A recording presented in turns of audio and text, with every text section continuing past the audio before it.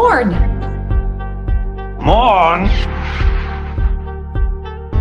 You know, Morn, he never shuts up. Morn?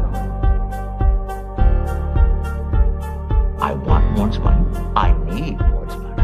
I deserve Morn's money. Hello and good evening and Happy New Year and all those good things. We are here on Live Long and Podcast on this January 3rd, 2023. And by the way, happy 30th birthday to Star Trek DS9, which came out 30 years ago today. Wow. Seems like yesterday. But the first episode, the two-parter Emissary, debuted January 3rd, 1993. I remember it well. I was in grade 4 or 5, I think. And here we are 30 years later. But we're not talking about that episode. We're not talking about Emissary. We're on our ongoing journey to rewatch every episode of Star Trek DS9, as we have been since 2020. Here we are 3 years later. And now we're up to season 6, episode 12, Who Mourns for Morn, from 1998. And I'm Dave Mader, and I'm joined with Jeff Mader and Jaemeel Robinson and Kevin Millard to reminisce about this episode, as we've all watched it, presumably in the recent past, and we're here to talk about it. We've been off for a few weeks for Christmas and holidays and New Year's and all that thing, so we're back at it. We had left on Waltz, Evidence! and now we're here for a bit of fun. So before we start, gotta point out this great line in the chat. Yeah. Thank you. Yes. No. Yeah. Like, hey, that's commitment. That coming with the hoodie to the DS9 podcast. Kevin's. How are you doing tonight? And Happy New Year, by the way. Excellent. Happy New Year to you too. Jeff Mader. Yo. Returning to us after many weeks of hiatus. Your Happy New Year to you. And how are you feeling about Who Mourns for Morn?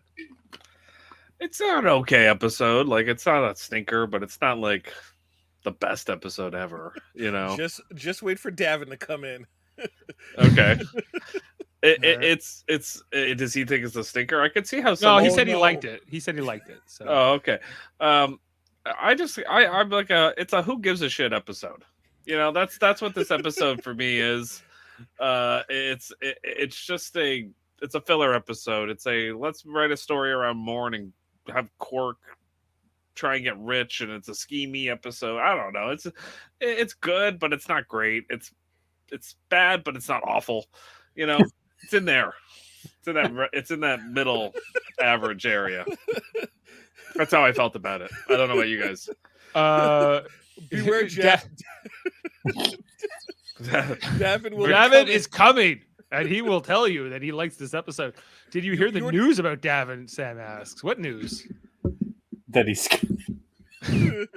coming for Jeff, because Sam probably has another chat window for X-rated that's going on right now. He'll probably tell him, "Hey, did you hear what Jeff is saying about Who Mourns for Morn?" And he does it like Ellie, so you really got to get him. Yeah.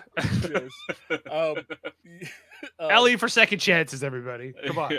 The chat's turning on you, Jeff. You got I'd like to say hello. Happy. So say hello formally to you, Jaemeel, tonight, and Happy New Year. Happy 30th anniversary. Sam was not even alive, as he's pointing out, when DS9 debuted. I don't know if that's an accomplishment or not, but I think not, probably. But you're here to talk about it now. That's down with Jeff. Down with Jeff. You and Sam could go have a beer. Dave, play that. No, we're on DS9. We got to stay on task. We got to stay focused. Stay focused. We're not on Survivor. We're on DS9. All right, let's jump in. Really talk more about this episode and jump into it and figure out what we do. And just my initial reaction coming back to this episode, was that before I jump in, he is here to defend the honor. About me? He needs like a theme music when he comes in, Yeah, I think we do need a sound. Like a Stone Cold, Glass breaks. Brett Glass breaks.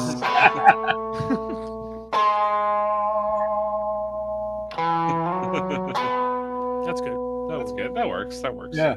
Okay. That's great. Davan, I got a backup one as well. Oh, whoops. It's a backup though. Where's my needle snap? That's good. That's a good one. Oh, good man. Good man.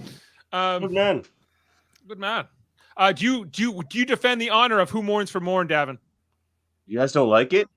Jeff's a little wishy-washy on I'm it. in the middle. I'm like, it's not a great episode. It's not a bad episode. It's like a who gives a shit episode. That's how I felt about it. I'm all there for Quark episodes, so I was gonna give this one like a 7 or 8. Probably. Yeah, that's what to me. It's like a 7. You know, it's just Yeah, it's, 7's fair. Well, if we go through the episode, we can firm Well, up. that's our where opinions we're about just it. about to head So to. Dave, go ahead. Just the one thought I had before we jump in was that the Magnificent Ferengi, which is another very Quark-focused episode, is just 2 episodes before this.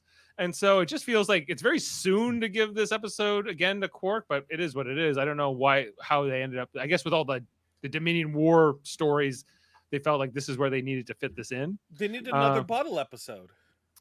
And I'm fine with that. It's more just the focus back. It is now that with DCS9 being so serialized at this point in the show, but this is so episodic and so sort of separate from what's kind of going on.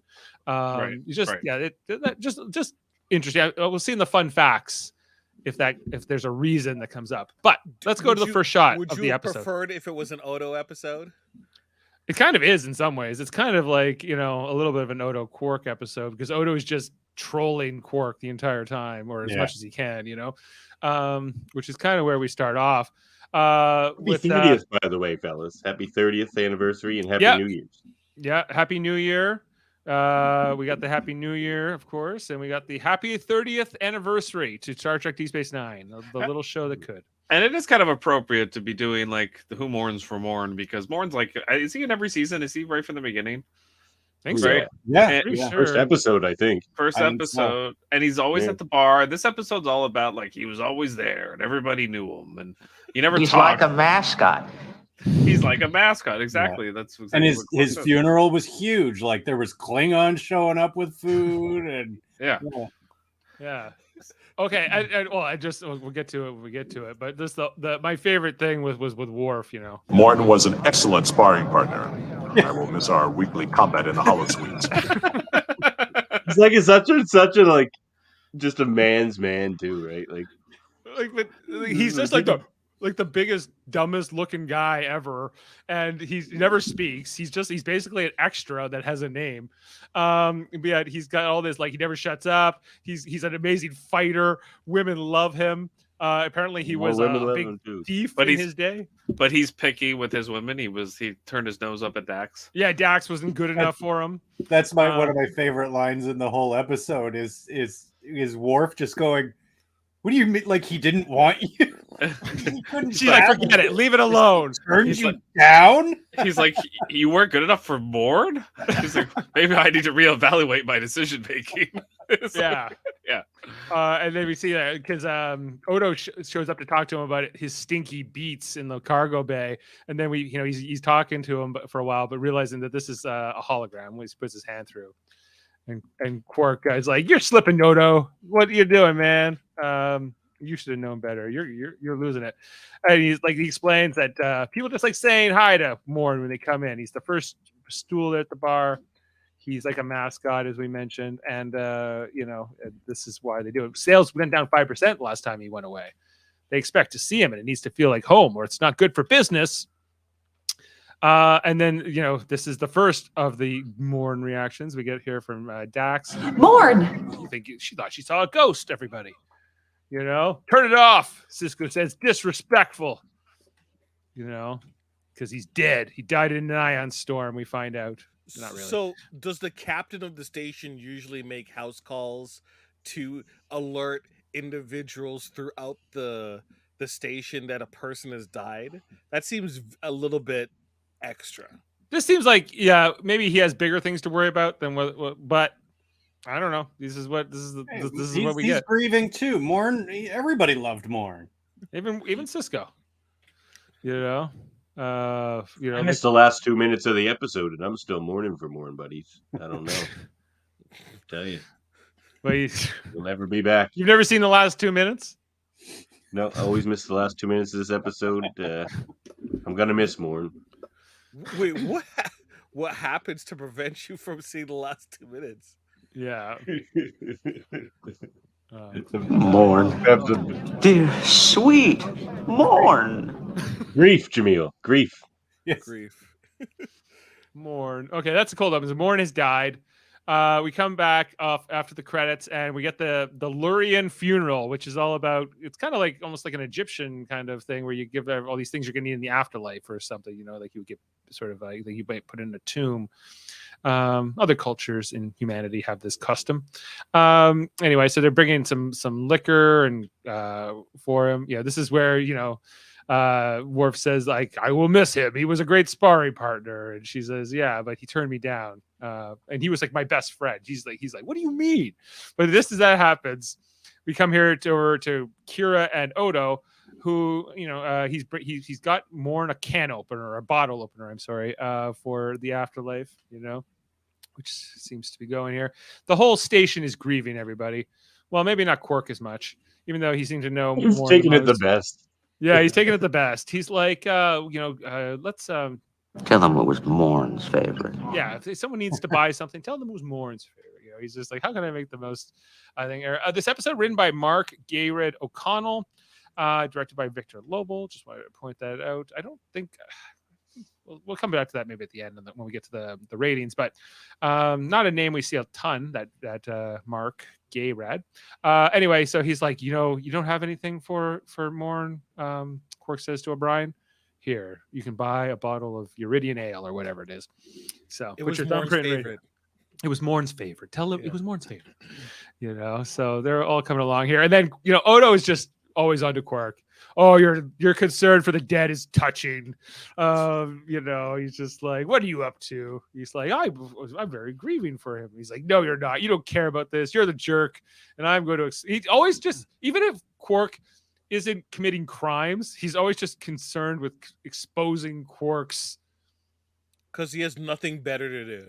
No, he has a lot of better things to do. He doesn't do them. Well, he has nothing better to do on his off time. Like, he doesn't have any hobbies or anything. No. This is his hobby. Quark is his hobby. Yeah. His job, is his hobby, but it's not really his job. His job is not to worry about whether Quark feels bad about Morn dying or not, but he acts like it, So it's coming throughout. He spends a lot of time in this episode just like, what's going on with Quark? Is Quark going to make money? I hope not. So just consistently always rooting against him. And so it's fun in a lot of ways. Just Odo being the troll here. He wasn't there for the magnificent Ferengi, so they're like, maybe we need to get some more Quark and Odo going here. Anyway, yeah. So Worf comes in with Jadzia, and he's like, "What do you mean you wouldn't with this Morn thing? What the hell?" She's like, "Leave it alone. Leave it alone. Drop it," she says. That's these little like moments we get with them. Sometimes I like. Anyway, and then Quark starts giving the eulogy for Morn in the bar. It's a good eulogy.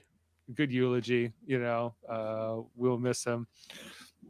Let's always keep his chair warm. That's all. He would want everybody to be having fun and buying things, and especially enjoying their time here at Quark's. He's like, this was his favorite chair right here, and he pulls this Bajoran guy and the Bajorans are known for not drinking too much or anything, but here, let's keep it warm for Morn. Kira's a good drinker. Yeah. Keep it warm for Morn. And then anytime someone sits down, good man. Good man. It'd be an awesome Good man. T-shirt. Keep it warm. Good man. Good man. And then he starts actually wiping away tears here. I love the painting too. Who did this illustration? It's good. Is Quark's little like eulogy? Is it like sincere, or is he just playing up? No, Nope. He doesn't care about Morn at all. He doesn't mourn for Morn. He doesn't really. I don't think Quark really cares too much about most people dying, except we know he's sad when Jadzia dies, but that's about like there's probably like 5 people Quark actually cares about, and Morn wasn't one of them. Morn is not at the top of the list at all. Morn was his best customer. You know, like that. Oh, customers are just like a number to a Ferengi. Oh, but remember the rule of acquisition that they're like latinum. Cherish them. Yeah. He does, but he doesn't really care he's dead. Not really. But if he can find a way to make more money off of this, he will. That's just who Quark is, you know. And if he can get some sympathy here from his Dabu girl, all the better, you know. He Anyway, did just get finished saying that he would rather have a hologram there than Morn. yeah, he's like, "Oh man, this is so good." Yeah, he never shuts up. Yeah, so he wasn't super fond of Morn, but Morn's a customer. Anyway, so Cisco comes in. I like how he's like, "No, not now. I can't talk to you, Cisco." And he's like, "Well, I'm sorry." You know, it's like one of the few times I ever see like Cisco capitulating to Quark at all. And he's just like, "Well, listen, he left everything to you. He left all his entire estate to you. I unsealed his will." Another thing that it doesn't seem like the captain of the station would necessarily need to do, but he does. So maybe Morn lived on the station. Maybe, yeah. It seems like more something that you would give to Kira to do as the first officer. But anyway, they give it to Cisco in this episode. So anyway, he's like, "Oh, poor sweet Morn." Like, you know, he's so happy. And then so, you know, Odo's the one who gets to give him the details of it, which just, you know, I feel like this came up at a staff meeting earlier that day. And Cisco's like, "Yeah, I guess I need to give all this over to Quark from Mourns' estate." And he's like, Odo's like, "No, I'll do it." No, I got it. I got this. Yeah. Like I feel like he's like, "Okay, here you go." And he gives Quark the financial records, and he says he was broke, but it does leave this mystery of how he paid his bar bill each month. So that kind of sets that thought up here. But I do love here that Odo is like egging him on. He's like, "Well, maybe it's all in inventory." But Odo knows those beats are there, Yeah. too. So, which was established earlier, right? Maybe it's in his quarters. Yeah, Like, maybe we it's know tied up what's in Morn's inventory. quarters. So let's go over here. Yeah, like Odo just getting through here, and we get the beats of thing. Lavanian beets. Very ripe. Very right. Very right. It kind of reminds me of like there's a scene in Lord of War with Nick Cage where he like has like potatoes in shipping containers and they smell terrible or whatever, so nobody opens them to see if there's like guns buried behind. And yeah, there are, you know, but like it's kind of like that same kind of like concept. Yeah, no, except maybe there's no guns. Maybe Morn does have guns in these things. Who knows? But no one's going to find out with the Lavanian beats. Well, he's like, I think the point is that there's a bigger mystery behind like Morn. Like, you know, there's more to Morn. There's more to Morn than meets the eye, not just beats. Yeah. And Quark is like, somebody left me money. Somebody left me something in a will. I'm going to chase this down for all it's worth. This is just like, I think, Ferengi like etiquette that he needs to like search out here and figure out. Look at that smile on Odo. Yeah, like he's like, let's go check his quarters. Maybe there's something in there you would like. Like Odo clearly maybe have been in Morn's quarters before for whatever reason and knows that there's nothing there but a pile of mud and a painting of a matador. But you know, I think Odo's been in everyone's quarters. Yes. And like we don't know a ton about Morn's species, the Lurians, before this episode. Let's establish this quite a bit. And I guess they sleep in mud is one thing we learn here. Morn, just on a personal level, has an affinity for matadors and bullfighting, I suppose. He's Spanish. Yeah, he's Spanish Lurian. So he's like, well, what's this? This is his pile of mud. And then Odo's like, this is now your pile of mud. Congratulations. You know, it's a nice hot tub. You could convert it. Yeah, you can convert it. Everyone loves a good mudding. Yeah. And then we walk on it, Troy. Yeah. Alexander. We're just supposed to sit here. But sorry, I'm trying to remember her name, guys. Does anyone recall? I'll look it up. What? I like all these guest characters a lot. She's not my favorite one, but she's good. No, but she's good too. They're all good. They're all good. Yeah, she's very good too. I think this is an 8 for me. Actually, I take it back from the 7. I like these guest characters. Her name's Laurel. Yeah, you're right. Let it flow. Laurel, which is not like the Klingon Laurel. That's interesting. Yeah, but do we know her species, Davan? She looks almost Katarian to me. Yeah, I was about to say Katarian, but don't they have a more like pronounced horn or something? Well, Like once we almost saw punctured? Naomi Wildman, we there was kind of like Yeah. the earliest Katarian, which is that episode with Riker and the game, with the game he brings back from Ryza. That's like taking over their minds. It's more of a Wesley episode, really. But She also looks like the way they did Trills before they changed them. yeah, that's right. And a bunch of I disagree, Dave. It is a Robin and Wesley episode, not just a Wesley episode.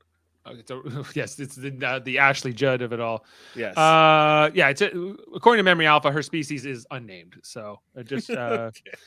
we can't confirm what she is, but she's very seductive in her approach here, and she's just like, well, anything that was Mourns is now yours, and she pulls out the boobs, guys. This is a boob move. And Quark's going along for the ride. Quark having a lot of fun in this episode. Armin Shimmerman having a lot of fun in this episode. Yeah. This is kind of what he's going for here. And he's like, well, I'm gotta find my this money, but girls are good too. He's not. Well, she like understands the Ferengi way of doing things. This is how he expects all his employees to act towards him, and he's always upset that they don't. Yeah, this is the way he wishes every woman was like this, right? Especially the naked part. Well, anyway, so then we get a bit of a time jump, but she also says, like, if you don't give me the money, or she's the one who first reveals, like, there's 1,000 bricks of latinum. She says that Morn wanted in a lottery, but we'll find out that's not true. But that she'll tie him up in court for years, even unless he gets 10%. So he's like, okay, fine, well, I'll give you 10%. And maybe we can get to know each other. Anyway, so he drains the mud in the next time jump here with this pump thing he's got. All that mud fits in there? I guess it can. And then sorry, real quick. I have a question about why is Quark so easily manipulated? Like, he obviously, like, can you not see that this girl's trying to con him? Like, he can, and he says to Jedzia later on, like, I don't trust her either, but whatevs, like, who cares? Like, Quark is more willing to kind of roll with things, than maybe the other Starfleet characters. He enjoys the dance with another. The risk, the greater the reward, right? He says that. Yeah. Like, whereas, like, and this is something you can do with Quark's character that you can't do with, like, a lot of the other characters in the show, which is nice. But he also needs to keep her somewhat accessible, because he would not know about the latinum without her. So. Right? Yeah. This was not on his radar until she shows up. So there's every reason for him to pursue this. Like, beautiful woman shows up naked. Offer me, 1,000. We can split 1,000 bricks of latinum. Why wouldn't I pursue this? Right? So Umox, bonus. Boobs. Yeah. Booby. So Bridget Ann White. The World Mind says it looks like her hair dye is running. Is that her forehead there? Yeah, it does a little bit. Yeah. Yeah, maybe. Not so juvenile, Murphy. He's scared to jump on. It's the mud. Yeah. It's seducing Quark. He should have said, "Hold up." Hold up. I would have a lot of fun in this episode, says Murphy. He like literally puts his head into her boobs. I think we all would. Yeah. It's a caper. It's a caper. But yeah, it's a bit of a heist episode. Okay, and then we get this other next scene. It's Quark and Dax playing Tongo in the bar, and he's kind of relaying all this to her and explaining. She's very like distant in this conversation a little bit. Like she doesn't approve of any of this, and she doesn't like it, and she'd rather just focus on the game. But he keeps talking about this whole thing, the 1,000 bricks and whatever, and which is such a turnaround between like a Ferengi's kind of point of view, and like the latinum and the money is more important, and then humans and other races are more focused on the drama and such. It's such a good switching of roles.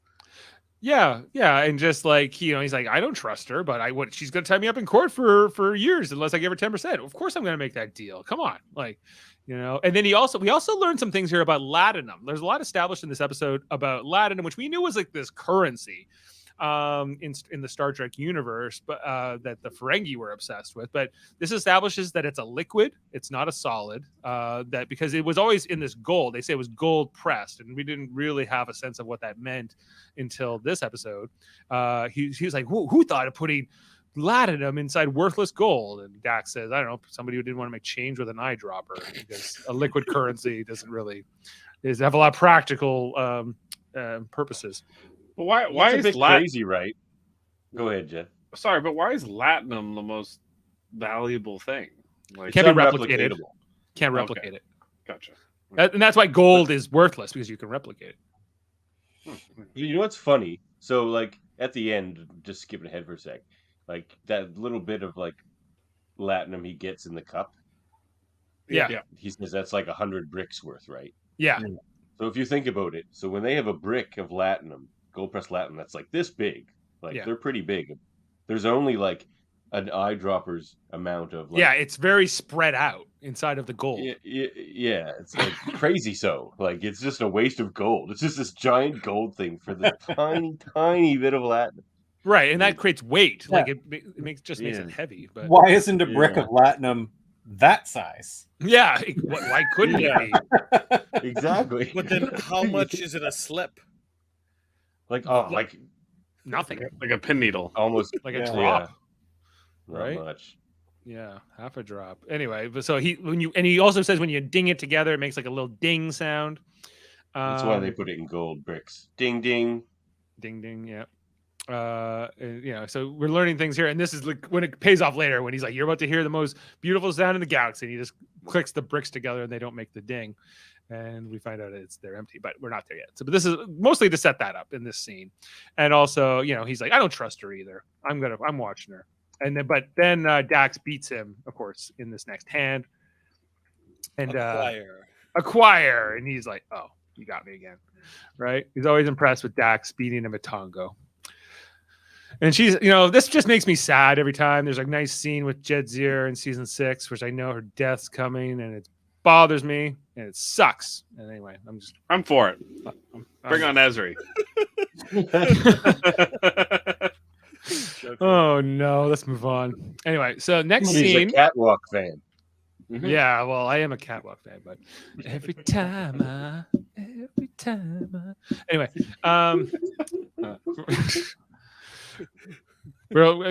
only people born in like between 82 and 85 know what we're talking about at all. So Canada. Yeah, and you have to be from Canada too.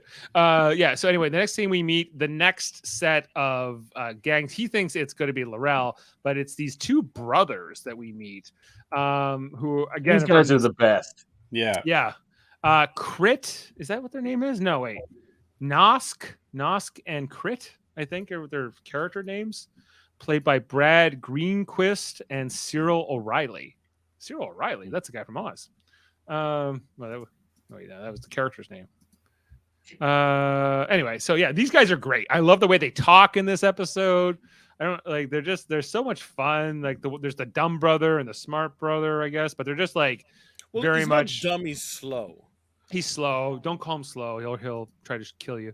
So, but they're like they're traditional, like just mobster types, I guess, like sort of like, come on, we're your friends, It'd be a shame if something happened to your bar. It'd be so shame.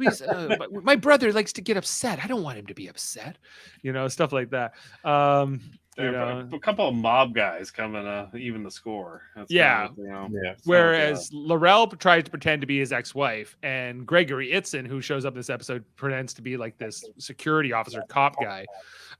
These two just don't really try very hard to go for it. They just said that we loaned Morn money. Morn owes us the money, the 1,000 bricks. And so there's more of a thing coming along here, but it's a different story than Laurel's. So as the audience, we're kind of like starting to realize there's something going over here. We shook hands. Yeah. Quark has this meeting table in his or I guess dinner table. Anyway, so let's talk about this. You got documentation of this loan? Nope. My brother doesn't like to get upset. Do you want him to get upset? Stuff like that. Anyway, I'm just trying to move here, but I know that by the end of this, they're going to smash this Matador painting over his head.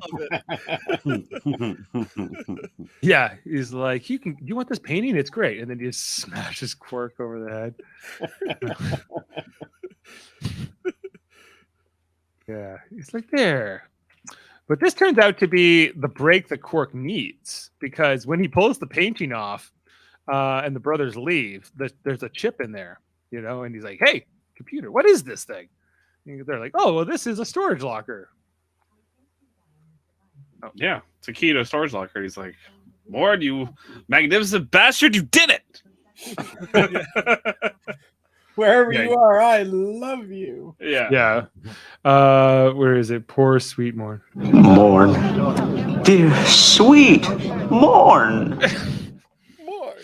Anyway, so then this next scene here with Odo and Quark, where he's like, well, if you're opening up a storage locker, a security officer has to be present in case somebody's passed away. He's like, there's no such regulation. He's like, well, maybe not, but I want to see what the hell's going on today. So always so concerned with what Quark's up to. But he shows up with this locker again. I think Odo knows that this is not going to be 1,000 bricks in this little case, right? So he's like, I know that the case is small at least. So here, I'm going to open it. If it was liquid latinum, you'd fit 1,000 bricks in there. Well, yeah, like if it was in liquid, that's what's strange. But like, I guess it's unusual to see latinum outside of the bricks or outside of the gold. Unless it's in a second stomach. Unless it's in a second stomach. So he opens it up, and this is like the first time. This is what a brick is, right? This is a brick of latinum. Yes. No, that's not a brick. It looks like what I consider a bar. That's a strip, isn't it? Yeah, that's a bar. Yeah. I think it's a bar, but when you see the strips, bars, and no, that's not a bar. Bars no, the bricks are the things that in the next bricks. episode. Let me just see if I just want to see if because isn't like what we see inside of the storage thing, the 1,000 bricks. Those are bricks. Yeah. Those are bricks. But if I just wanted to quickly look at those that briefly, just because these don't look like any bigger than what he's holding. Yeah, they do. That's what he's got in his hand. do. No. Well, some of them are bigger. How he holds it and puts it in his. He's got a bar in his hand. You guys are right about that. But when he holds it, like later on, hold on. Or does he? Yeah, I'm kind of. I don't know. Like to me, like what I think this currency thing. What I think this scene is trying to say is that just to back to where we were. I think that they're trying to say that this is a brick, but it looks just like a bar to me. So I don't really know what the difference between a brick and a bar is in size. Unless it's a different size when he puts it into his pocket, or maybe a brick has more latinum in it than a bar would, and even though they'd be the same size, maybe it's like 15 pound, 15 quid means the same thing. Yeah, like it could be based on the weight, then not the physical size. But anyway, so there's bigger. There's some writing on the back of this gold bar or brick, whatever it is. Like here's this is an account number. Bank of Boleus is basically what it says. He says, okay, I'm gonna go talk to the Bank of Boleus. Odo doesn't like this. Quark is having success. And Odo cannot abide this. So Quark then heads over to his quarters because he's going to call the Bank of Boleus. He runs into Laurel, who's like, what's going on with my money? Maybe I can rub your lobes a bit, whatever. But anyway, he's able to sort of like tell her. She used a third hand to grab it out of his pocket.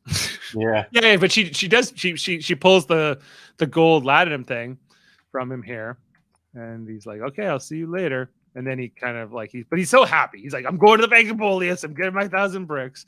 He's got this pep, and he realizes, "Oh, she pickpocketed me here. She took my brick." But he's like, "Doesn't matter. I know the account number, and they're only going to give it to me. So who cares?" So, but then he runs into the brothers in the next scene. And they're like, what's going on with our money? No. This is my brother has something he wants to say. Yeah. Oh, that's right. Yeah. My brother has something he wants to tell you. I'm really sorry about the painting. So what do we think? Do we think he actually is sorry? No. He is. No, He is. I think so. I think he is. They seem sincere. Complex character. This is not sincere, guys. This was like I think he liked it too, and he handed it to him. He's like, this is just like they wanted to intimidate him. They wanted to remind him that they're waiting for the money, and this is just. I disagree, Dave. Look. Yeah, I was gonna wait until like the very end. Like this whole story kind of plays out like a classic, like Elmore Leonard type of play where you have, these charismatic characters that come into like the situation and creates more controversy and issues for the main character, right? And then the conspiracy becomes a bigger conspiracy until a bigger conspiracy. You have characters like these where, what seems to be like, is this person lying to me? Is no legit. This person is sincere. It's just one of the quirks of the characters. It's typical fare in those type of like stories. I stand by my position. And he says he doesn't like to get upset. I don't like to get, but that's what like mobsters say. Like this is mobster talk, and makes a point to say, I really am sorry about the painting. I know. I don't know. It's confusing. Davan, I just had a question for you here. Do you think that this design of this alien species, which is not named, but it's very much like the Voth in Voyager? I was about to say they look very Voyager. Yeah. But almost a little nicer because they had to churn out villains or aliens of the week so quick on Voyager. They sort of rushed it a little more oftentimes. Yeah. But a lot of detail in these guys. I think they're great. Yeah, they look like species name. I don't think. No, it's not named. No. But they almost look like they could be cousins to the Voth or something. But the dinosaur species from Earth, if you didn't know. Yeah. Our brothers. We're very closely related to them. We are brothers. We are brothers. There you go. Anyway, so Quark finally makes his way to the quarters after he got, he's dealt with L'Rell, he's dealt with the brothers, and then he's getting the phone is going there, and then he gets the gun pulled on him, and he's told to stand up. And we get Gregory Itzin, everybody, from he's in everything. He's in everything. 24. He was in Walking Dead. He was in Gattaca when we watched that on Hold Up a few weeks back. Firefly, yeah. He's posing as a Lurian security agent or something, even though he's clearly not the same species as Morn. He's, I presume, a human. But the question is, Dave, was he on Babylon 5? Was Gregory Itzin on Babylon 5? He might have been. I'm gonna find out. They couldn't afford Gregory Itzin. They couldn't. That's the thing. He costs money. Gregory Itzin on Babylon 5. He costs money, and he probably has standards. What you say? Who? Everyone on Babylon 5 is standards. I'm just looking at all the money went to Andreas Katsoulis. Yeah. How long was we stare across the neutral zone? Okay. So anyway, but he's like, he pretends to be this guard, and he's like, how much do you? Don't ask for more money. I've already given most of it away in the deal. He's like, I don't know what you're talking about. But anyway, it was like FBI or Lurian security or whatever. So Quark, dumb enough to kind of buy this story from this guy. He got a gun on him. What is he gonna do? So they're starting to come away. But as Quark's talking, he talks about L'Rell, he talks about the brothers, and he kind of tells Gregory Itzin's character, whose name is Hain in the episode. And he's just, what's going on here. He talks about how Morn was the crown prince of the Lurian family. Turns out also not to be true. But it's like the third version of where these 1,000 bricks came from. But it was the Mother's Day heist, which is the first bit of truth he gets here, that the whole planet was celebrating. And I guess on Lurian Mother's Day, it's the whole planet shuts down. So, and Morn, being a Lurian, stole from his own. None of us got that question right on Trouble with Trivia last time. What species? The heist. No, the heist. Oh, the Mother's Day heist. The heist on? Yeah. Mother's Day. Anyway, so yeah, there's a quick here where Gregory Itzin's like, "Oh, they're here. I got to figure something out here. A new plan. Okay, you're gonna help me capture these imposters. They're wanted criminals." And then I'll come along here. Anyway, so a lot of this is a fairly long scene. Come here to the next one with O'Brien and Bashir. Well, Brian is keeping it warm, you know. Good man. Good man. Where's my good man? Good man. Good man. He's like, wouldn't you rather do that in a thing? He's like, well, I'll keep it. Oh, good man. Good man. Yeah, taking turns. Anyway, that's all the scene is. Them keeping it warm for Morn while they believe him to be dead. Anyway, and so in the next scene, Quark shows up back to his quarters, and there's Laurel, and he's like, "What are you doing here?" And then they hear the doorbell, and they don't want to answer it, but then they start breaking in anyway, and then the brothers break into the quarters. He needs to invest in a better lock. He says that a few times. I need to invest in a better lock. You should invest in a better lock. And then the brothers hear the door that someone's trying to get in now, and so they're like, "You need to invest in a better lock." But they want to go hide where Laurel's hiding, but then he's like, "No, go hide in like the bedroom or whatever." So they head over there, and then Gregory Itzon's like, "Hey, why come you didn't answer the door?" He's tired. I always sleep in my full suit. Yeah, sleep in full suit. Dozed off. What are you gonna do? And then he starts like trying to indicate like there's someone back there. He's like, "Why are you craning your neck like that?" Like you can't like subtle hints like. Yeah, it's pretty good. And then he goes, and then the brothers come out here. "Hey, good to see you, Hayne." And then I think Laurel, makes her appearance. And he's there. And like, "Oh, you." And this is where all the exposition happens, where it's explained the Mother's Day heist, what they did, the breakout, that they stole it together. But did Morn steal it from them, or was him? Well, they were all working together. They were he was just keeping it until the statute of limitations expired.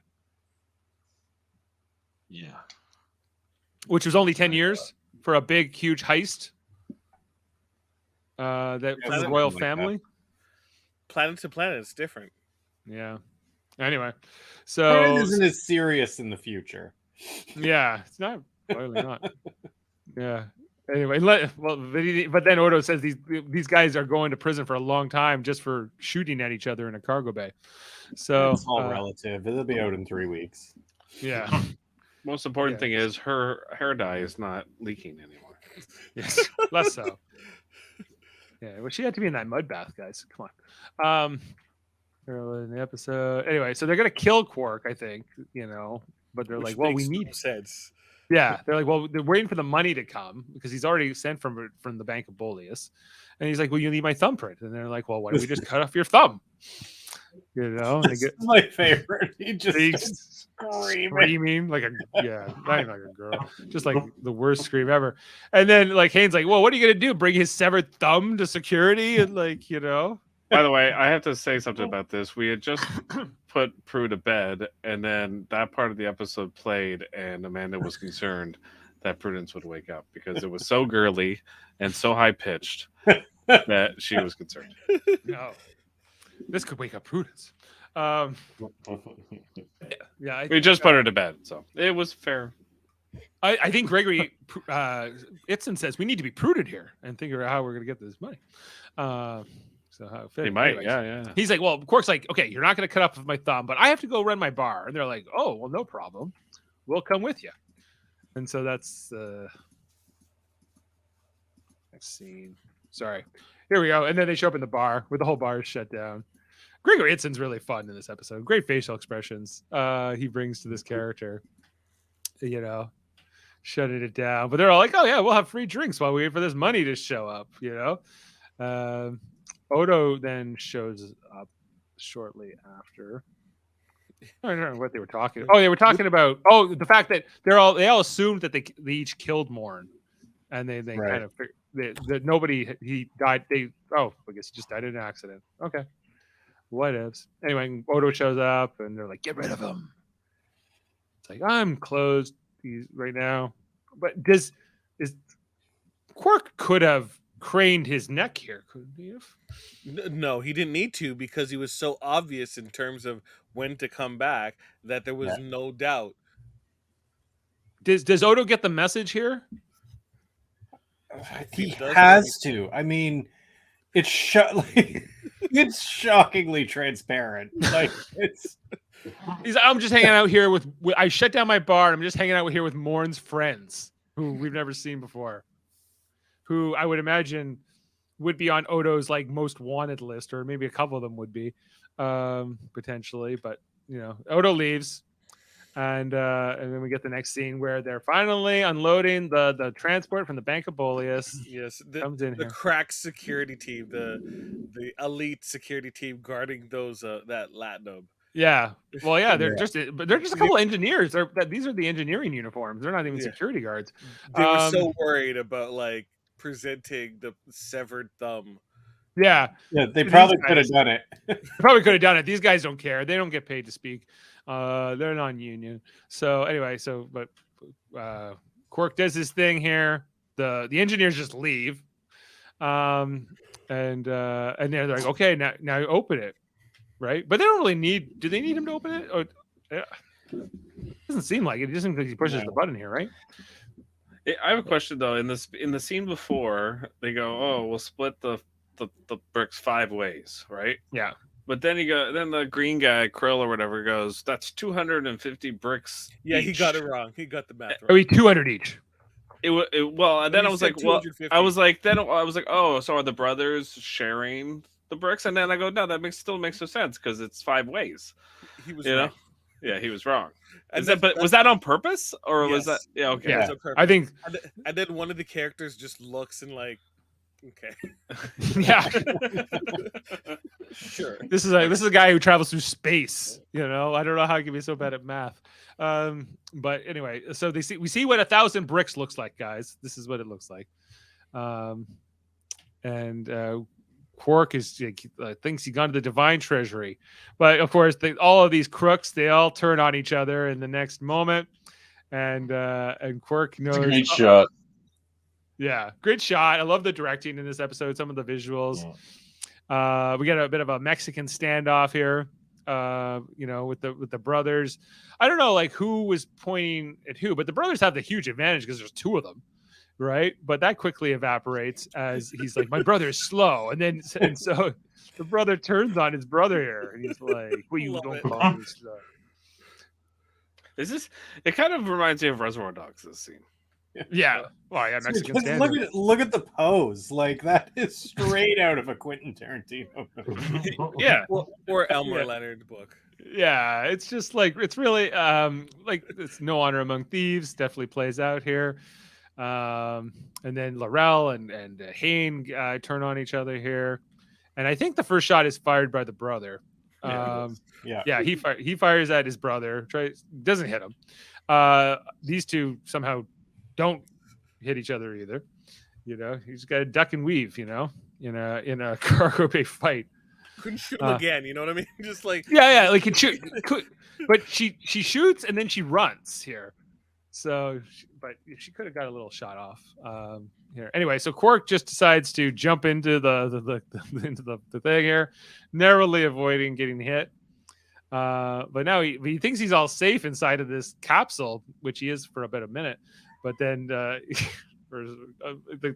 disruptor comes right through it. He's like, "Oh shit!" Anyway, but the fight ends when Quark hides in there, and then Laurel surrenders. None of them die, right? Like, no. They're too dumb. Dumb. I'm too dumb to die. Yeah, like so they all just shot at each other for a few minutes, and then Quark says. Or Odo says to Quark, "Yeah, they're going to prison. Firing weapons with intent to kill. Long enough. This is where Dave. It makes sense though. During wartime, on a Federation starship, not starship but station that's with the Bajorans and such, to shoot up like a cargo bay. Yeah, you can have the book thrown at you." I guess they do, but less so for other offenses. But it's all good. Anyway, so they also might be able to get them for the robbery in the first place. Or I guess it's statute of limitations. It's expired, which I just think is very soon. But anyway, so Quark is happy. He thinks he's won the day. And then... What you are about to hear is the most beautiful sound in the galaxy. Oh. It's just worthless gold, everybody. There's nothing here but worthless gold. Who knew that Quark was strong enough to turn gold into dust with his bare hands? Yeah, that's always been like, so the gold, it's a gold dust pressed latinum? Or that gold sounds like plastic when you bang them together. The gold is still metal, right, guys? Sure is. It depends on how you put it together, though. Yeah. It could have been gold and sand. Yeah, and I just like how Quark or Odo says it's all yours. And it's all yours. No!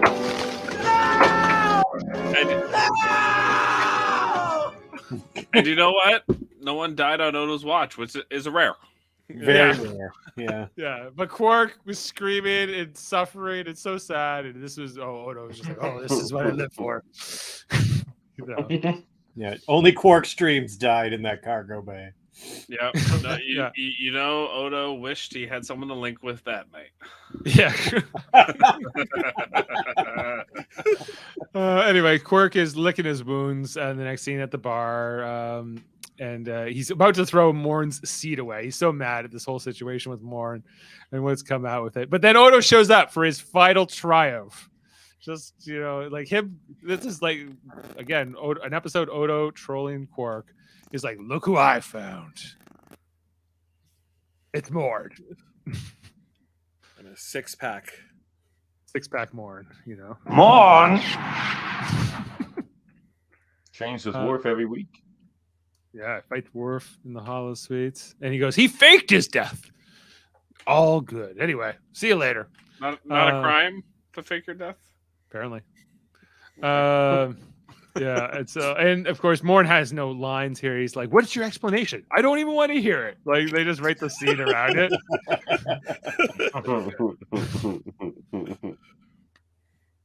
Character never stops talking. The guy that plays Morn, right? Like, that's a lot of makeup for him, and he never says a word, which means I don't think he gets paid. Right. He does. He gets paid, but not paid.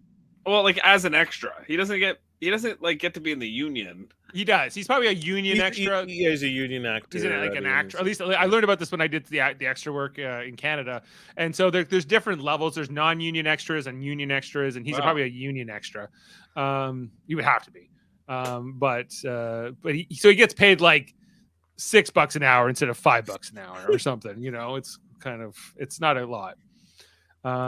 But because the fact that he plays a character with a name might give him a bit more. I don't know.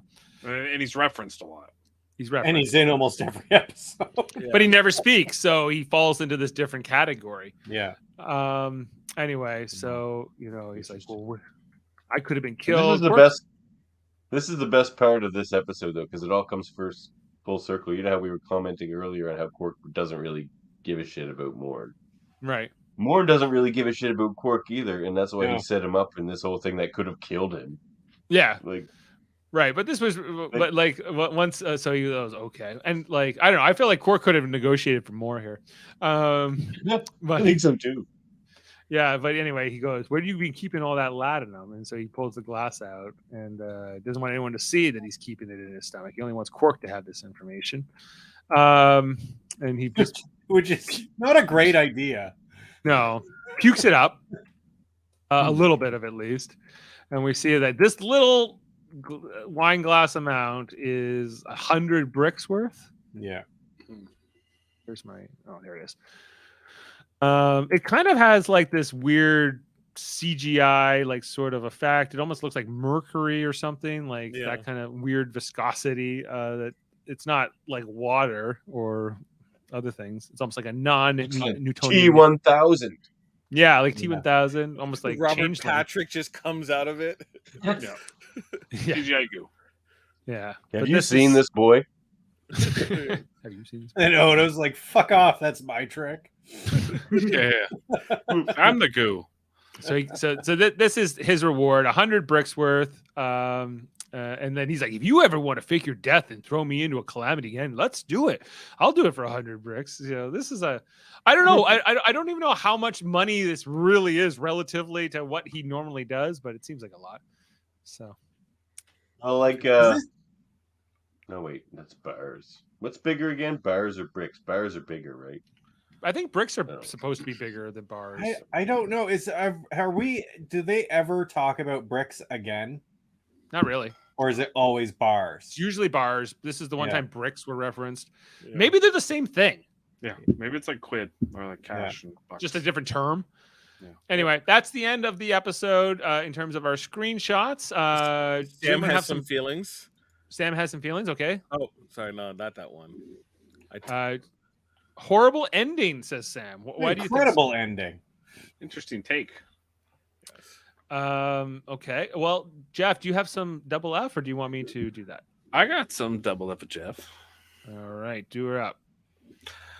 Okay. Mark Allen Shepard, who is the guy that plays Morn, appears as a Bajoran officer whom Quark asks to sit in Morn's usual place at the bar. That's Morn? That's the actor? That's Morn. Keep it warm for Morn. He first appears in an overhead shot at 7 minutes and 2 seconds, and then at 7 minutes and 36 seconds when Quark brings him over to sit, and is seen continuing to sit in his usual place in several subsequent shots. Well, I'm sure I can find it. See if you can find it, because that's kind of interesting. You did have a you did have. I definitely have like the back of his head or something like that. Because if it's just interesting that it's him, because like maybe there's some fan theories about like that's actually Morn incognito, like maybe he got some face alterations or whatever. Oh, he had been surgically altered? Yeah, maybe like for the, so he could spy on. Okay, I only have like the side of his face, but here he is. The guy he's holding right there. That's the guy on the right. Morn. That's Yeah, the Morn. actor who plays Morn. Gotcha. Does he say anything? No. Nope. They're like, we're not paying you, man. It's not happening. That's what he the back of his head looks like, at least when he's not in makeup. I mean, I think probably for Morn is the best makeup alien on the show. Like, I mean, the makeup is tremendous for him. Pretty intricate. I think it takes a long time to get into it. Yeah. It's got to. Okay, the Matador painting in Morn's quarters is the object he bought from Quark's auction in the episode in the cards. Yes. Oh yeah.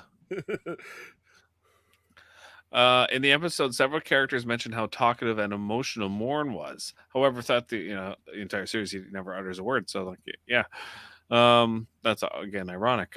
Quark reveals that latinum is a liquid. That's why it's pressed in gold. We've talked about that extensively. Along with Quark, Q, and Evik, Morn is one of only 4 characters to appear in all 3 Star Trek series based in the 24th century: Next Generation, Deep Space Nine, Voyager. And he might have been on Lower Decks when they went to Deep Space Nine. I can't remember him being there. Pretty sure. I think so. I think he was. I think so. Yeah. Although Morn never speaks in the series, he did laugh in the Nagus. Does that count to get money? So it's vocal. It was like a grunt. Well, that's half of Odo's dialogue. Huh. The scene where Quark is being seduced by L'Rell in the bathtub is rare in Star Trek history, being a scene containing female nudity in a sensual context, which I did think about. I was like, you don't see this a lot in Star Trek. Not a lot. No.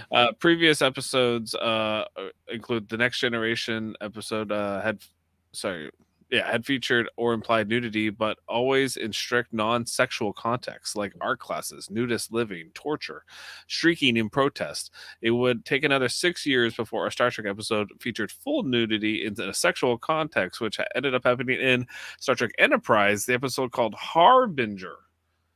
Have you guys covered that episode yet? Wasn't there nothing in Voyager? Nothing from Voyager. Except 7? No, I don't think she ever gets naked. In a sexual, she does. 7 but does? it's not really her. It's a hologram of her or something like that. Or it's the doctor's like imagination. Because remember, like the episode where like they're going into his daydreams and like he's painting Seven in the nude. Oh right. Well, that's again. It's not sexual. It's. I thought there would have been like like dream sequence with Seven and Garrett Wong. The only other time I can really think about it is when there was the episode. It was the Our Man Bashir. Was that it? No, the one with Bashir where we find out about our little secret. Yeah, and like Lita shows off her boobs to Robert Picardo. When she's he's like, you can have your own bar on Jupiter Station. She's like, my own bar, but it's not really sexual. She's just like, she drops her towel and stands naked in front of him. True. There's one. I thought there's an episode of Voyager where Janeway's like naked in the tub, but I guess that's not sexual. She's there's a bubble bath, and then Q shows up. Yeah, Q. But it's not a sec like, but she's like showing off her boobs, and she's like, you want some Moomux? And I think you're right. It's very rare. It's very uncommon. I mean, the original series, you think there's be a lot of it, but it's the 60s. Just imagine if the original series was like now. Yeah, like they would do it. They would do that like that now on HBO or the Paramount Plus. It would have been the Game of Thrones. Okay, so Morn is an anagram for Norm, the barfly played by George Wendt in Cheers. The manner in which Dax shouts his name upon seeing the hologram of Quarks is reminiscent of the greeting Norm would usually receive as soon as he walked into Cheers. Morn. Just like that. Norm. Okay, so Mark O'Connell's original idea for this show involved Mourns mysteriously disappearing from the station and the rest of the cast trying to hunt him down. Then during their search, they realized that although they have all known him for 6 years, apart from Worf, none of them actually know very much about him. Yeah. But they kind of changed it. They made it more like, they know everything about him, and it's just a big gag. Yeah. This you episode for Adonais. That's the episode with Apollo, an original series. That's what this title is a playoff of. Who Mourns for Morn? It's a playoff of that title. Who Mourns for Adonais? But okay. This episode was nominated for an Emmy. Guess what for? Makeup. Makeup. It didn't win. Because of the streaking hair dye. The streaks. Yeah, that's right. If Chris Murphy can point it out, everyone, the Academy figured that out. Okay, although the entire episode revolves around Morn, the actor is not listed in the credits. Indeed, Shepard is never listed in any of his 93 appearances during Deep Space Nine. 93 appearanres. I never gave him credit. Like that's he's got to be like one of the top extras to never really make. I don't know. I would be curious how much money he made in that role, like over those years, but not enough. Okay, so I'll be in likeness rights and convention appearances. Morn is one of 5 characters to appear in both Deep Space Nine's Emissary, Star Trek Voyager's Caretaker, premieres of their respective series. The others being Quark, Jean-Luc Picard, Broke, and Miles O'Brien. So yeah, Morn's a significant guy. Yeah, and if you go to Star Trek Online, you can always find him at Quarks. So just share. Did you try getting some liquid latinum from him? Well, he doesn't talk much. Gregory Itzin, who we mentioned earlier, has appeared in 5 episodes spanning 3 spin-off series of Star Trek. He played Ion Tandro in Dax. He played Hane in Who Mourns for Morn this episode. He played Dr. Dysek in Voyager's Critical Care. Was that the one where he's like the Cardassian? No, that's the one where he's the doctor. Where like when they're making Phlox infects with the disease because they have like the patient quotient or whatever it is. Stolen, TC, they call it. Stolen and sold off, the doctor winds up enslaved at an alien hospital where social status strictly defines the quality of provided healthcare. Not Phlox, the doctor, I think. Sorry. Yeah, image. Okay, and then so he also played Captain Sopik in Enterprise episode Shadows of Pajem. And he plays Admiral Black in Enterprise's In a Mirror Darkly Part 2. So Gregory Hinton does? Yeah. Oh, yeah, he does. Yeah, he does. And I forgot, I guess he plays a Vulcan in that Enterprise episode. Yes. We get to meet Eva Hoshi. A Latinum brick from this episode was sold off on an online auction. They don't say for how much, but someone bought it. A character named Morn owns a pub in the Inheritance fantasy book series by Christopher Paolini. According to the Inheritance Almanac, the character was named after the Morn from D69. Oh, okay. So it's, I don't know if that's a fun fact, but it's something. It's interesting. Thank you, Jeff. Yeah. Okay. After learning about the claim slip to Morn's storage locker from the computer, Quark says, "Thank you, computer. You've been very helpful," in a mildly flirty and conversational tone. Quark's conversational tone addresses to the computer is similar to Scotty's tone of voice when he says, "Hello, computer," to a 20th century computer in The Voyage Home. Chief O'Brien also uses a similar tone of voice with the computer when it became less hostile to him in the season 1 episode, The Forsaken. Right. Okay. There's a 47 reference. This one's gonna blow your mind, Dave. There was what 47 reference? The Morn storage locker. You know what the number was? It wasn't 47. It was like 37. It was 137, and this is the 47 reference. 1 + 3 = 4. That's not a 47 reference. Well, if you know how numbers work, Dave. That's a 137 reference, or a 1, 3, or 7 reference. It's not a 47 reference. Dave, why are you anti-math? The card says "moops." The card says "moops." Okay, and the latinum expelled into the glass was a CGI effect. So okay, all right, and that's it for the fun facts. Let's move on. Okay. Let's pull up our ratings and put some rankings. Do you guys?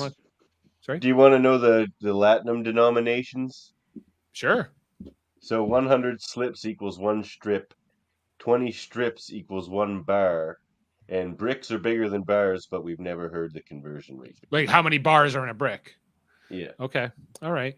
And I have this little thing I got off Etsy, but it's supposed to be a bar, but I think a bar would be bigger than this. Like, that's a slip. Well, I think we've seen bars. They look like gold bars. They're more like the size of your hand, right? Like yeah. so. Yeah. Okay, but they're not maybe as thick as those bricks, but who knows? All right. Ratings, guys. Jeff, what do you give Who Mourns for Morn? I give it a 7.3. Wow. Can I give my other ones here? I have watched them. Statistical probabilities is a 10 for me. Okay. Magnificent Ferengi is it's like a 7.5. 10. You and I watched completely different shows. All right, I think Waltz is the first unanimous 10. Yeah, it's the first unanimous 10.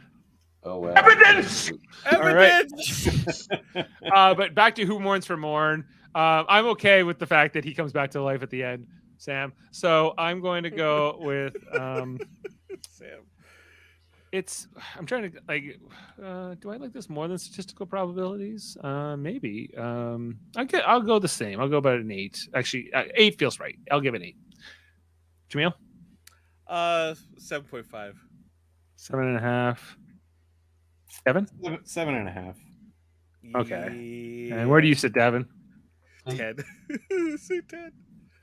No. 3 The 10s. next one's a 10.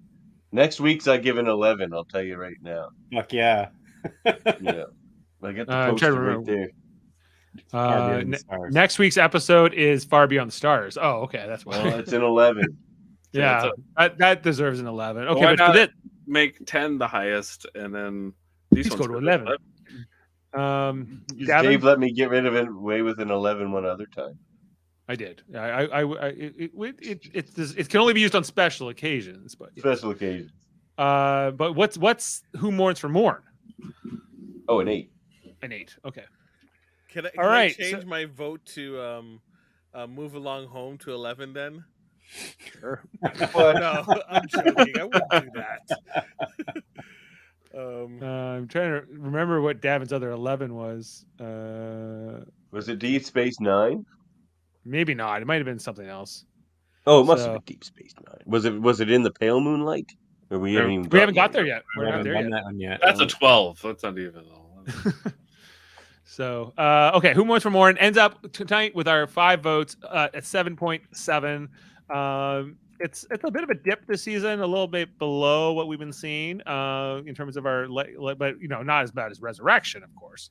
But and it sort of has a mediocre thing. And Mark Gayred O'Connor wrote this, who I don't see his name too often come up in these things. So different writer. I think it was kind of a different thing. I'm saying Quark and maybe a little bit of Odo too in this episode. But Morn. I think it's Morn. Yeah, you gotta give Morn the main. Morn, this character that I don't know. He's barely in it. He's barely in it. He's just referenced all the time. It's all about him. But we learn everything about him. Yeah. Sam gives this an 8. So you're kind of in the same thing, even though he didn't like the ending or the title. Okay. All right. The ending's good. What's wrong with that? I appeased Sam. Sam has been bugging since the beginning of the chat. Okay. So, Davan, if you would like to, it's up to you. Sam wants me to say that I'm having another kid, but I've said that already on other things. Is that the question he wants to ask you, or he wants to? He wants the news to be shared. Right? Oh, he wants to spread the love everywhere. Proclaim. Shout it upon the mountain, Sam. Yes. Do you have a due date yet? Like August. August? Well, congratulations. Yeah, man. Congrats. Congratulations. Yeah. Congratulations. Well, maybe it will be a Leo. August birthday. Yeah, I'm on August, baby. So damn perfect. It, Dave. Or, you're better. But if he's born later into August, right? Could be a Virgo. Could be a Virgo. Watch out. So, watch out. Watch out. Oh Lord. Okay. I think Sam said his birthday was this month, so happy early birthday to you. Are you an Aquarius or a Capricorn, though, Sam? That's important. It's really not. No, it's not. It defines everything about you. Anyway, all right. So Far Beyond the Stars next week, guys. That's exciting. I'm looking forward to discussing that. That's like, I feel like we're getting into some of these more meaty episodes. Not this one, not the Who Mourns for Morn. It was still fun. It was fun. Fun. Aquarius. It explains everything, Sam. Explains everything. Dave knows everything about you now, Sam. Born the year of the monkey. Well, if it's an Aquarius born in the year of the monkey, that's a water monkey. No, Aquarius is an air sign. What? That makes no sense. It has aqua in it. It's a guy. This whole astrology thing is ridiculous. I'll let you in on a secret, Davan. None of it makes any sense. It might. They shouldn't keep that secret. You know who cared about that astrology? Ancient people. Like, they cared about it a lot. People dead and gone is what you're saying. Right. Well, like a long time ago. All right. Let's get back on track and not worry about whether or not the astrological forces are affecting us or not. Let's talk more about our upcoming shows here on Live Long and Podcast. Now that we're here in 2023, we'll be back next Monday with our Enterprise podcast. Coming back now, starting season 3.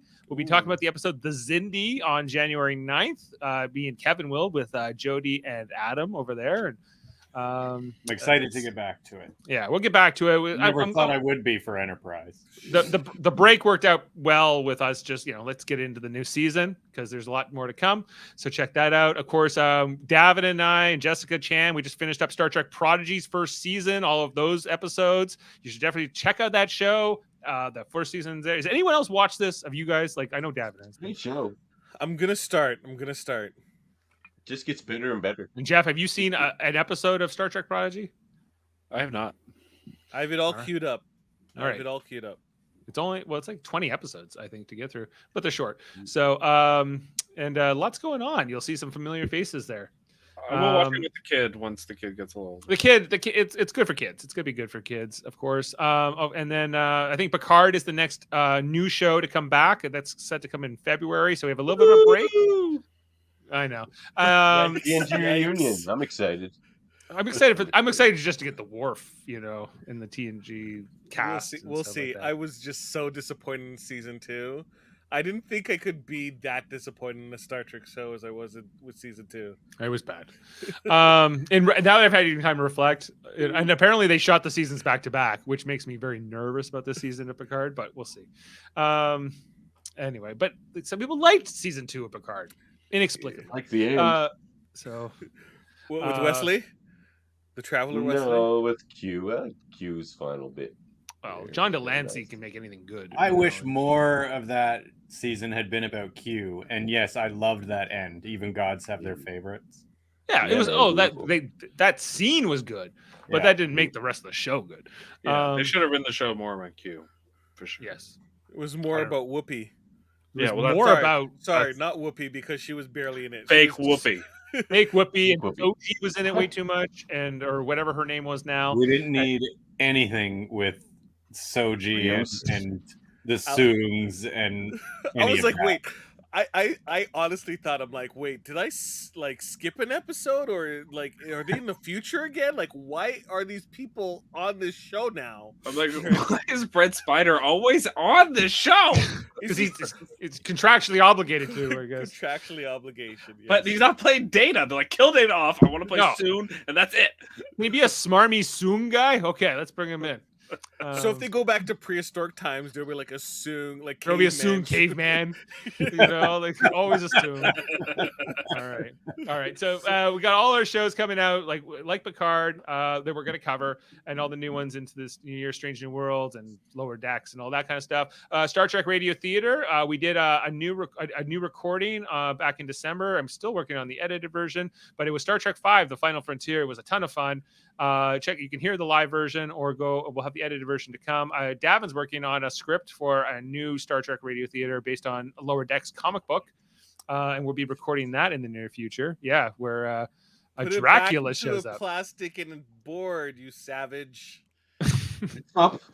This one got bent by somebody else. I loaned it to anyway. Look at that crease. Oh! How dare they? Back there. How dare they? How dare they? I'm not like one of these slab kind of guys with comics. To me, there's something to read. There's a way to read it. It's Worf during one of his training sessions with Morn. That's awesome. That's a nice cover. It's a nice cover.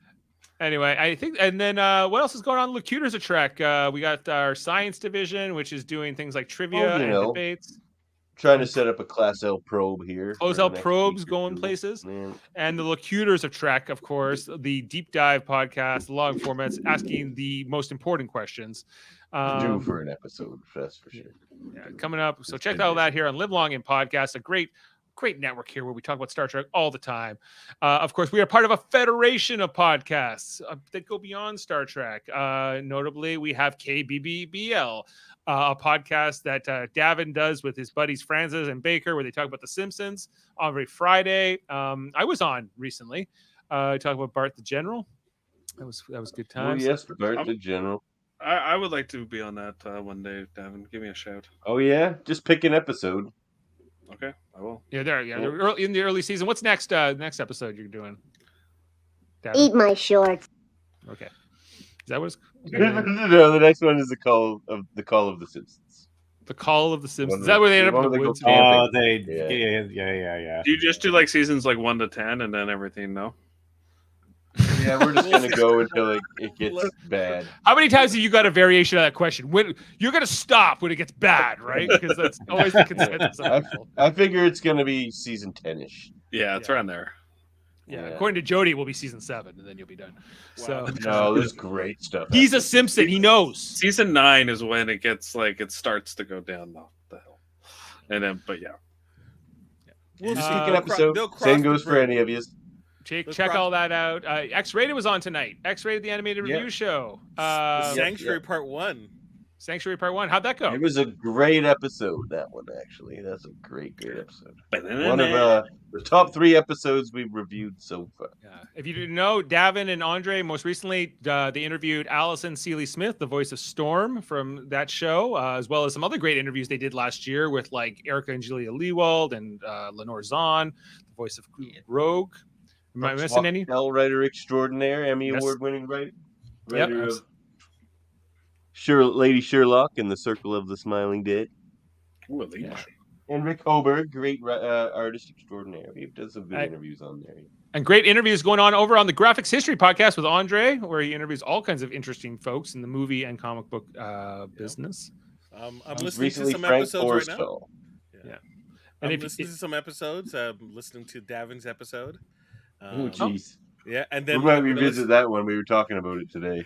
And then I'm gonna listen to the episode before with Jay Torres, right? Another one of my favorites. So a lot of great episodes to check it out. Just you know what?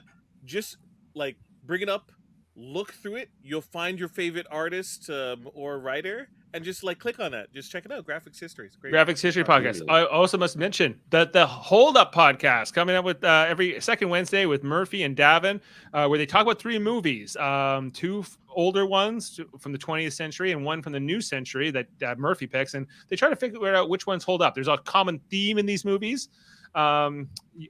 No, that's the bad logo you got where the tickets are cut off. I'll send you a better one. Okay, we'll get a better one in there. But so the one before this was what, Davin? You were doing Christmas movies? Parties. No, we did Christmas parties. I talked about how much I love House Party for like 45 minutes. And then Shit House. Yeah, Shit House. What a shit house that was. And what was the third one? Shit House. Shit House. An Animal House Party, and House Party. There's a lot of house going on there.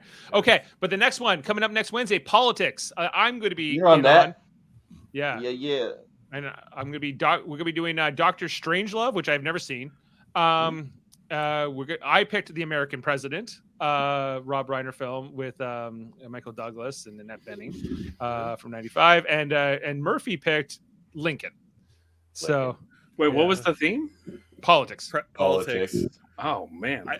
I think a little soft. I think I wanted to pick The Contender, but Davin's like, no, it's in 2000, therefore it's in Murphy's realm. And I was but it's in Murphy's bracket. I'm like, no, but year 2000 is technically part of the 20th century. But he's like, no, the line must be drawn here, no further. And no, father, no, you may not. So because the line must be drawn here. Okay. Yeah. Wait, how is it the 20th century? Well, the 2000 is the last year. There's no year zero. There's no year zero. So technically 2001 is the first year. Wait, so like 1900, it's still the 18th century? Yes, 1900 is the last year of the 19th century. 19th century? Oh. Yep. So I think there's a year zero. The more you know. Jeff's like, I think there's a year zero. Dr. Strangelove, I think, is a great choice. It was my choice. Yeah, I know. The other two, I think you all could have come a little harder. You guys went with like American President movie. What's wrong with The American President? It's a great film. Well, it's not politics, is it? Yes, it is.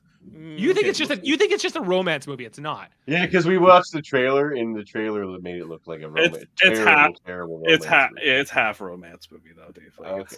I think you could have came a little harder. You could have went a lot. I tried with The Contender, and he wouldn't let me have it. So I picked The American President. Movies and that was I've explained this 3 times. There's 2 movies in the whole world, and that's it. That's it. You could have done like you could have done like All the President's Men. Or wait. Why is Dr. Strangelove a great pick? Why is that worth? Wait, that's you've never seen Dude, it's like one of the best movies ever. You're gonna watch it. You're gonna watch it, and you're gonna realize what a statement you just made. Yeah, what you'll like. We're gonna find out. Find out next Wednesday. Stay tuned. Hold up, you're gonna watch it. Hold up. We're gonna talk about these movies. See what a contentious show Hold Up is. Even talking about the show we started. Yeah, we're just getting ready to sit around and talk about 3 movies. It's not even like Trivial Debates, our other show, of course, where we argue about movies, TV, sports, and more. We had our Christmas episode most recently. I was hosting, Davan and Max and Sterling competing. It was tons of fun. And Jaemeel set to host a reality-themed episode this January with Jeff Mader set to compete. If you didn't know, as well as News I think we're trying to get Tiffany involved, and I don't think she's gonna do it. She doesn't know much enough about the show. She thinks. Nah, about reality TV or just this Trivial Debates in general? No, about the reality TV show. She's only seen 2 of them. That you guys are. Is that the theme? No, keep it. Reality TV, a reality TV themed Trivial Debates is what we're doing. It isn't just competitive reality TV. It's reality TV. And Foster's coming. Josh Foster is also going to be part of that panel. Well, so. There's not a question about the challenge. He's screwed. No, Foster watches Survivor. No, and Big Brother. Anyway, I'm just saying you're gonna need to watch more than Survivor and the challenge. Amazing but Race. Dave, continue. Sorry. And Super Mario Brothers podcasting, of course, where we cover shows like that, like Survivor, like Big Brother. We talked about in Big Brother Canada this past year. Celebrity Big Brother coming up. I think we'll probably just do a draft and maybe a finale for that if we cover it. Also on Super Mario Brothers podcasting is the Merry Marvel Mater Society. Oh, you messed it up. Okay. And the Merry Mater Marvel Society. We're Merry Marvels, and we're doing. No, you just messed it up again. That's why I hosted it the other night. Yeah, it was good. It was Davan hosted. It was great. Me and Jaemeel and Davan, we all talked about everything in the 2022 that came in the Marvel Cinematic Universe, and it was a lot of fun. Next episode is during Ant-Man. Yep, yes, Ant-Man. We'll be talking Ant-Man next. We also have about what if. The way we did, it was a great show. That was 2021. Though. Oh, you got it too. I got a Gamora, but not that one. I got the other one. All right. So I'm comparing pops. The pop off. It's about to pop off in here. Pop up. And then I got one more. Sorry. Where's my next what if one? All my Guardians ones that's there. I have that. Hello. That's in the Black Panther area over there in the corner. Oh, that's the T'Challa stuff over there, right? Yeah, that was cool. I liked some. We talked about not Hold Up. What If in the past. Okay, and then just last plug, the Hellbound podcast, Michael Chan, Alex Blackburn. They're on Wednesdays. It's a horror podcast. It's audio only. Sometimes Jessica Chan. They interview people. They do great things. If you like horror, check it out. All right. So again, we're saying happy anniversary. Happy 30 years to Star Trek Deep Space Nine as we continue our 3.5-year journey to watch this show and to get through it, and to get through plugs too, and all those great things. We'll be back next time to talk about Far Beyond the Stars. And until then, I want to thank the whole panel, everyone being with us tonight.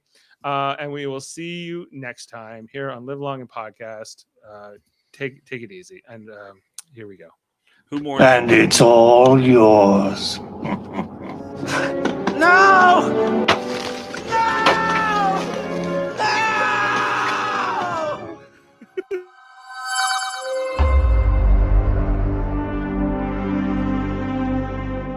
We are brothers!